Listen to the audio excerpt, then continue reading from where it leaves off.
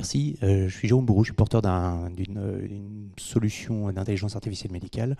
Le problème qu'on peut rencontrer en tant que start-up, c'est trouver des terrains d'expérimentation où, en fait, très souvent, les hôpitaux avec qui on parle nous disent oui, mais enfin, ils ne le disent pas comme ça, mais c'est ce que ça veut dire. On attend que la solution soit parfaite avant de pouvoir l'utiliser. Un petit peu comme la PHP qui attend la 5e génération du robot Da Vinci avant de commencer à l'utiliser. Il n'y a personne en France qui a utilisé la version 1, qui était peut-être d'ailleurs proposée par un ingénieur français. Donc comment est-ce qu'on fait justement pour pouvoir proposer la version 1 qui a des erreurs, qui a des problèmes et qui est acceptée par la communauté médicale, avec bien sûr l'accord du patient. Qui peut répondre?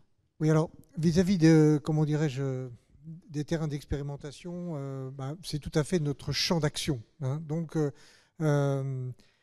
mais avant de se lancer, comment dirais-je, dans l'expérimentation, je pense que c'est vraiment très important de façon de... Il y a toujours plein de problèmes à résoudre. Hein, il y a toujours plein de problèmes à résoudre. Il faut un petit peu qu'on connaisse parfaitement bien quelle est la solution, à qui elle s'adresse, quel est l'usager qui va réellement s'en servir, et puis qui va payer. Hein. Il y a un certain nombre de choses qu'il faut bien regarder avant de se lancer dans les différents lieux. Et puis après, de toute façon, une fois qu'on a bien réalisé, il faut qu'on comprenne exactement ce que vous voulez faire, quel est l'objectif que vous voulez avoir. Et à ce moment-là, de toute façon, on peut réfléchir, si vous voulez, à un certain nombre de possibilités d'expérimentation. Mais il est très important de bien cibler exactement ce que vous voulez faire, de façon à ce qu'on puisse parfaitement répondre à la bonne question que vous posez, c'est-à-dire où finalement, comment dirais-je, quel est le service, quels sont les services qui vont pouvoir aider à faire, comment dirais-je, progresser mon expérimentation. Ça, de toute façon, nous, c'est vraiment notre ADN. Et d'autre part, il y a un autre point qui est important, c'est qu'on peut aussi vous aider à retrouver un certain nombre de financements pour mener à bien cette expérimentation. Je vais compléter, si tu me permets. En fait, je me permets. Merci. En fait,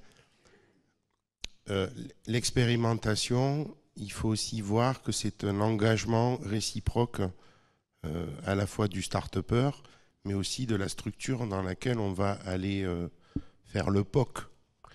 Et donc, tout ce moment de cadrage, de définition du périmètre, voilà, on va aussi travailler avec l'hôpital en question à essayer de mesurer quel est l'impact de cette organisation dans son organisation à lui au niveau d'un service, d'une direction, quelles répercussions cela peut avoir au niveau des services facturiers, financiers, comme l'a expliqué tout à l'heure le professeur Roussel, notamment la relation avec qui paye in fine en bout de chaîne.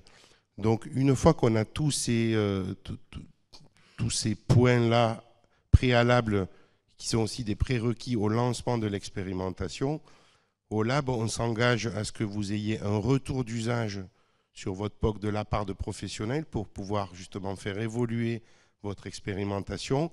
Mais vous aussi, vous avez un certain niveau d'engagement à avoir, c'est-à-dire je mets gratuitement mon innovation à disposition pendant un certain temps. Je suis là pour former les équipes médicales de l'hôpital à son usage et voir à les former si c'est du SI, par exemple. Voilà, donc ça prend du temps que d'expérimenter, mais c'est ce travail-là préparatoire qu'il est impératif de réaliser. Et c'est aussi pour ça que des fois que vous avez des réactions de la part de terrain d'expérimentation, si ce n'est pas parfait, si ce n'est pas abouti, on ne peut pas y aller. Donc ça se prépare en fait. L'expérimentation, elle s'anticipe, elle se prépare. Voilà.